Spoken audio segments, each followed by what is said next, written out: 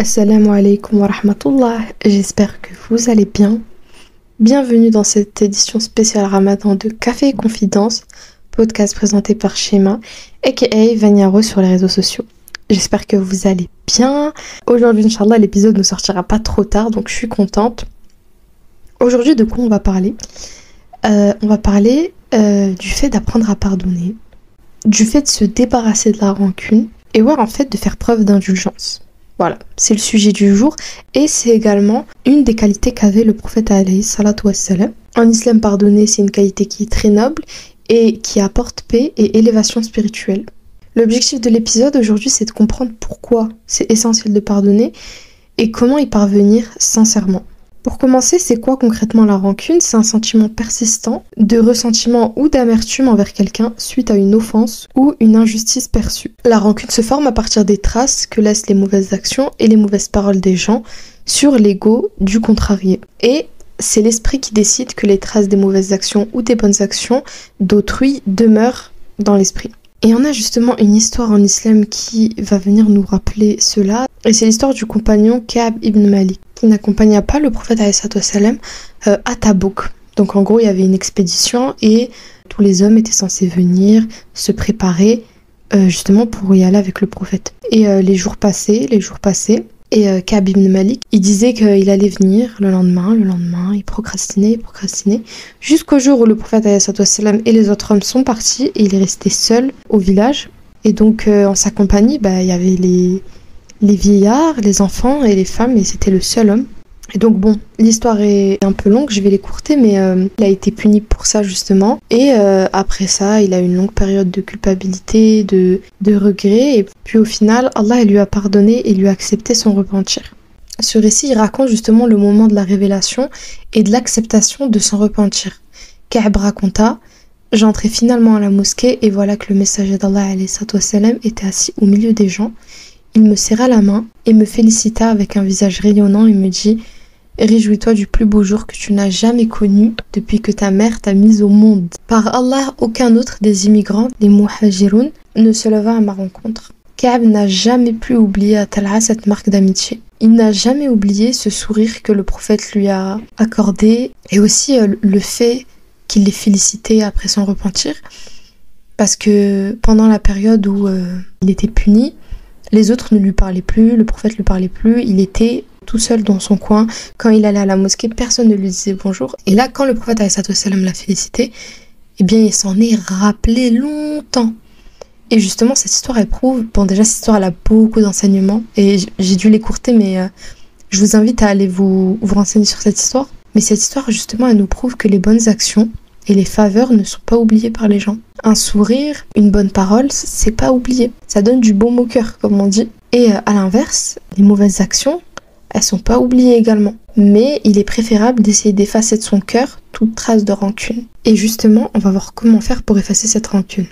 On a plusieurs versets dans le Coran qui parlent du pardon. On a dans Surat Fussilat, verset 34, « Repousse le mal par ce qui est meilleur, et voilà que celui avec qui tu avais une animosité devient-elle un ami chaleureux. » Et ensuite, on a dans Surat Al-Imran, versets 133 et 134, « Et concourez au pardon de votre Seigneur, et à un jardin, large comme les cieux et la terre, préparé pour les pieux, qui dépensent dans l'aisance et dans l'adversité, qui dominent leur rage et pardonnent à autrui, car Allah aime les bienfaisants. » Ensuite, on a un hadith où le prophète nous dit: l'homme fort n'est pas celui qui est fort en lutte, mais c'est celui qui se maîtrise sous l'emprise de la colère. Rapporté par Al-Bukhari et Muslim.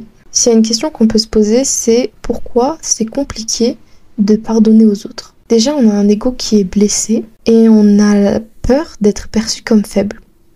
C'est-à-dire qu'on est beaucoup associé le pardon à une faiblesse. C'est-à-dire que pardonner, c'est être trop gentil, c'est être bête, c'est refaire la même erreur, c'est être naïf. Alors qu'en réalité, le fait de pardonner aux autres des choses qui nous ont fait mal, ça demande une force d'esprit incroyable. C'est admirable en fait de pardonner aux autres. C'est vraiment une très très très bonne chose.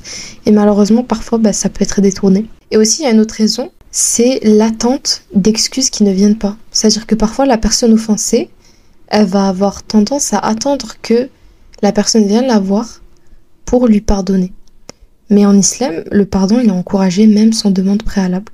C'est-à-dire que même si la personne, elle n'a pas reconnu ses torts et qu'elle n'est pas venue s'excuser, ou que même si elle est venue s'excuser, elle n'a pas été sincère, toi, tu peux quand même lui pardonner. T'as pas à attendre qu'elle vienne. C'est pas une nécessité, en fait, que la personne vienne demander pardon pour qu'on lui pardonne. Le pardon, il se divise en 2 étapes. Premièrement, il consiste à se rappeler de la récompense attribuée à celui qui pardonne.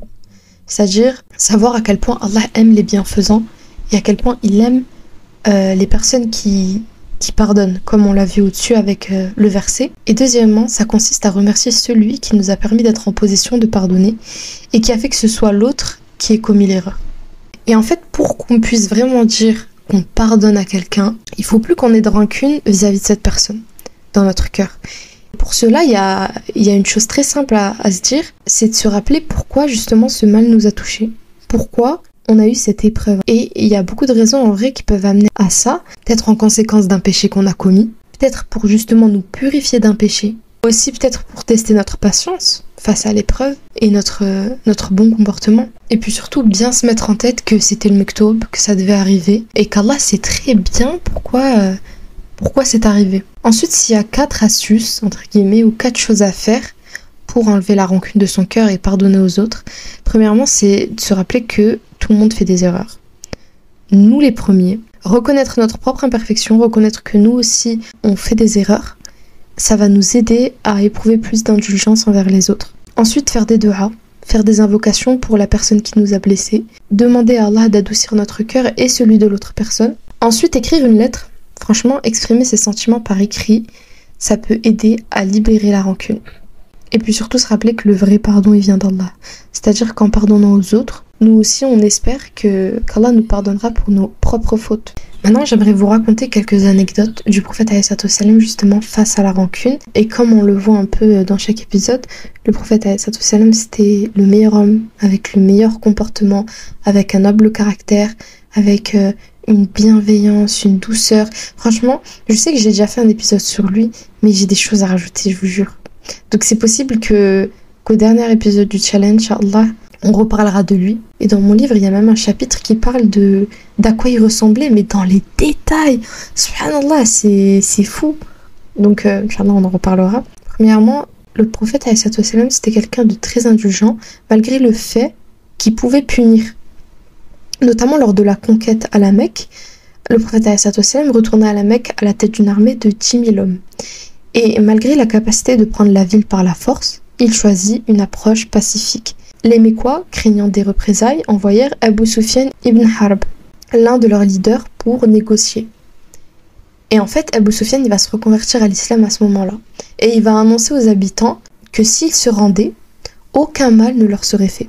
Et le prophète alayhi salatu wassalam entra alors dans la ville sans effusion de sang et il déclara aux Qurayshites qu'il avait autrefois persécuté: allez-y, vous êtes libres. Et justement, en fait, ce geste-là qui va faire, malgré le fait qu'il a énormément été persécuté par Qurayshites, le fait en fait qu'il va revenir vraiment avec douceur, sans aucune rancune, ça va faire qu'il y a de nombreux Mécois qui vont se reconvertir à l'islam juste après ça. Ensuite, on a une autre interaction qui était un peu plus courte.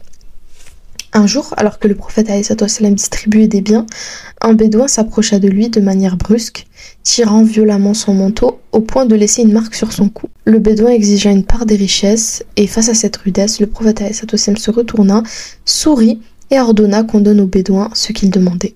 Et ce comportement-là, il nous montre déjà que le prophète, il avait un espèce de recul incroyable dans le sens où il était vraiment pas impulsif, il était calme, il était patient, il était doté d'une intelligence sociale incroyable et, encore une fois, aucune rancœur de sa part, même envers les personnes qui se montraient irrespectueuses envers lui.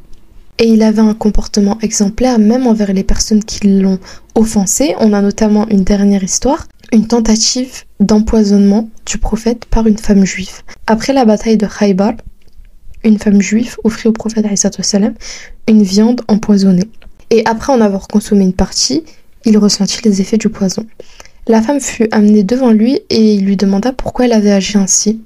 Elle répondit: je voulais voir si tu étais vraiment un prophète. Si tu l'étais, Allah t'aurait protégé. Et le prophète alayhi salatu wassalam, au lieu de se dire elle vient de m'empoisonner là, elle a fait quelque chose de très grave, il a été reconnaissant du fait qu'elle soit sincère dans sa réponse et donc il a choisi la voie du pardon. Donc il a décidé de ne pas la punir. Et je trouve cette histoire ultra puissante parce que, tu vois, nous parfois on peut avoir de la rancœur pour des trucs débiles, des histoires vraiment nulles. Et là, le prophète, c'était une tentative d'assassinat, quoi. Elle voulait le tuer. Et malgré ça, il a fait preuve d'une capacité à pardonner. Subhanallah, c'est fou.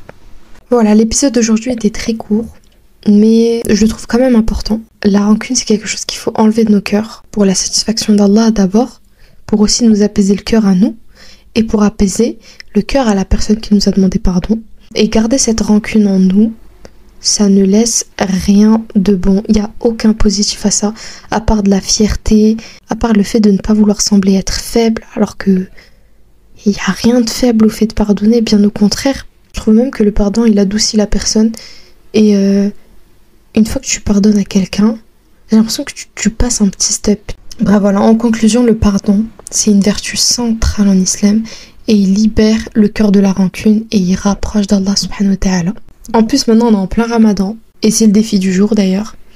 Le défi d'aujourd'hui, c'est de pardonner sincèrement une personne qui t'a blessé. Voilà, que ce soit cette année, que ce soit peut-être même il y a 2 ans, 3 ans, 4 ans, une histoire qui reste encore dans ta tête, que tu n'arrives pas à mettre de côté. Aujourd'hui, c'est le moment. Si tu ressens encore de la rancœur, n'hésite pas à mettre en place ce qu'on a dit dans ces épisodes. Il y a plusieurs conseils, tu peux réécouter l'épisode. N'hésite pas à écrire, n'hésite pas à faire des du'a, à te rappeler de pourquoi il s'est passé ça. N'hésite pas aussi à te dire que c'est le mektoub. Enfin bref, il y a pas mal de choses à se dire. Mais voilà, c'est l'épisode d'aujourd'hui. Pardonne à quelqu'un qui t'a blessé, et cela même si la personne n'est pas venue te demander pardon. Et ça, c'est une précision qui, je trouve, est très importante. Et d'ailleurs, au moment où je vous parle, demain, Inch'Allah, sur Instagram, un nouvel épisode de Les Pensées de Shai sur le thème de la rancune et du fait d'apprendre à pardonner. Voilà pour l'épisode d'aujourd'hui. Demain, Inch'Allah, on va parler de la gratitude, une qualité qui est très très importante en islam. Donc voilà, soyez là. Sahaftoulkoum, profitez bien et à demain, Inch'Allah.